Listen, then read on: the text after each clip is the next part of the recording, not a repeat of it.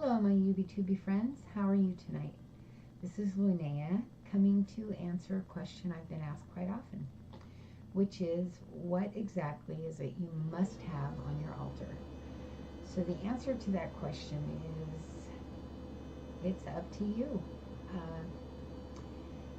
Normally, the first thing I ask is, which altar are we talking about? Because there are ancestor altars, spirit altar, money altars. There are many different altars that you can be discussing. But if you're talking about your main altar, the one that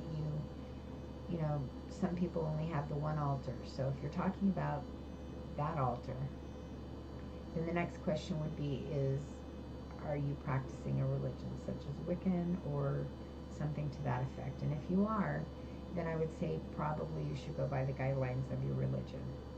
If you're not, you're just basically into witchcraft or paganism, then I would say the only absolute necessities to the altar would be a candle, or more if you choose, an offering dish of some sort, and maybe a chalice, a cup. And then as far as offerings go, it could be anything from something you use long term for more than a day or two, such as garlic or barks or some type of candy, flowers that you put in, flower petals. I don't know.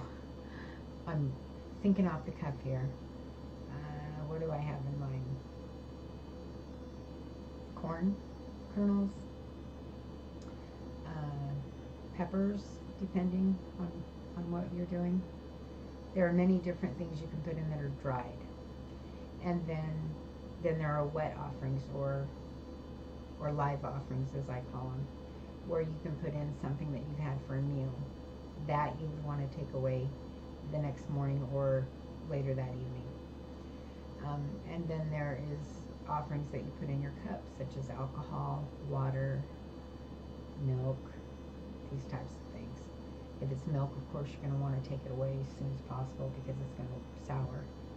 You don't want to leave anything as an offering that you wouldn't eat yourself.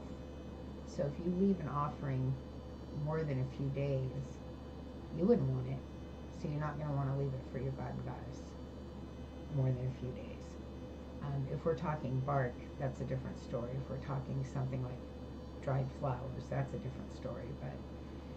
But you understand, you get the gist. You're not going to want to leave something that's going to get stale that you wouldn't want after a few days for your god and goddess. Other than that, I don't think there's much you absolutely have to have. It then becomes a free choice, what it is you're choosing to have.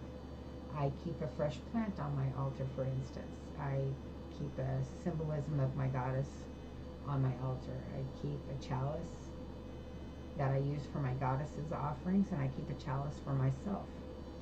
I keep a bell and a thorny. And these are all personal choices. This is not because I have to. This is what I choose to do. And these are tools I choose to use. They're not tools I have to use. And tools are simply tools. The magic comes from us. The magic comes from spirit. And so I just don't want anyone to feel like they have to get lost in tools, because tools are just tools. And so don't feel like if you don't have them, you can't perform or function, because it's just not the case. A stick from your yard is just as good a wand as any one you can buy. And you can turn it into something beautiful yourself. I made my own wand. Many things that you need you can make yourself, which will become more meaningful to you probably in the end. So keep that in mind as well. And at any rate, I hope this has helped to answer some questions. If you have any further questions, please don't hesitate to say something. I'd be more than willing to help. And if I don't know the answer, I'll find it. So I hope that helps, and please keep in touch. I love questions, and I love seeing the comments. Know that you are divine and sacred beings of light and love, and I love each and every one of you. I'll talk to you soon. Bye.